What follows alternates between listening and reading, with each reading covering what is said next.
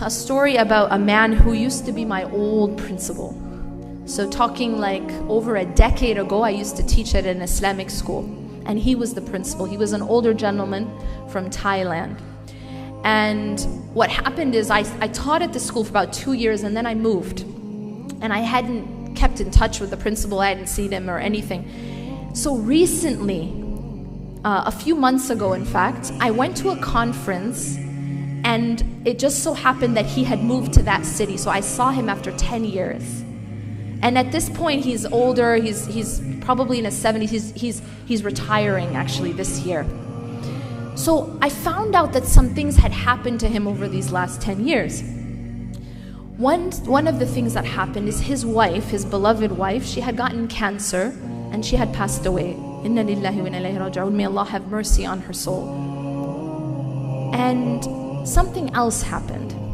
Shortly after the loss of his wife, his son, who was only around 21 years old, was delivering pizzas. And one of the people that he was delivering pizzas to, or someone that he met while he was delivering pizzas, slaughtered him. Just cut his neck. Just like that. Just killed him like that. So this man gets a call at 3 o'clock in the morning, and the call is basically, your son is gone. Just like that. No warning, nothing. That's what I call a blow. That's a blow. Your son is gone. Allahumma nas'aluka al-afiyah. So when I heard this, it really shook me. And then I sat down and I talked to him, and I asked him, I need you to tell me how you coped with that. I need you to teach me how you coped with that. And he told me what happened. He said that when he got the call, obviously he was in shock. And he said he started to sort of pace around the room and said, Inna lillahi wa inna ilayhi raji'un, and trying to process what had happened. And he's trying to process this, but what really absolutely floored me, and in fact, it recently became a news story, some of you may have seen, is that he says to me, when I was talking to him, he says to me, I tried everything to meet with his killer. And I said, why? Why do you want to meet with his killer? He said, for 2 years now, I have been trying to have a meeting with his killer.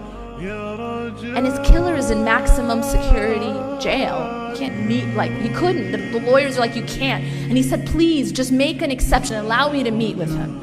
And I asked him, why? Why do you want to meet with the killer? And he said, because I want to teach him, I want to give him, I want to forgive him. I want to forgive him, and then I want him, watch this. He said, I want to forgive him, and then I want him to be in the same place with Salahuddin, my son. So this isn't like a fairy tale. This is like a real person now, right? A principal of a school.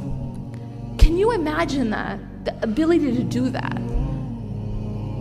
He said, I want to forgive him, and I want him to be in the same place with my son. I want him to, not only do I want to forgive him, but I want him to be forgiven by God, and I want him to enter paradise with my son. That's what he said. And that was the reason why he wanted to meet with him. He wanted to forgive him and give him the truth, the message, so that he could be forgiven. They actually, if you go and you search it up, they made a news story out of it. He finally got to meet him in court literally like a week or a week and a half ago. And he went and he hugged the killer. This is all on tape. He finally got to meet with him in court. He hugged him and he said, on behalf of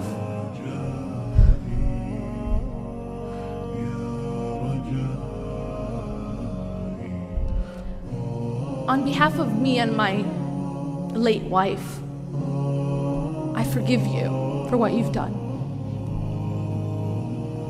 Why I tell this story is because it's a powerful testament to the power of Iman. That's it. These kinds of things are absolutely impossible without Iman. This stuff doesn't happen. To have this type of response, this type of resilience, in trials that I couldn't even imagine. And I would pray every day to be saved from, to be protected from.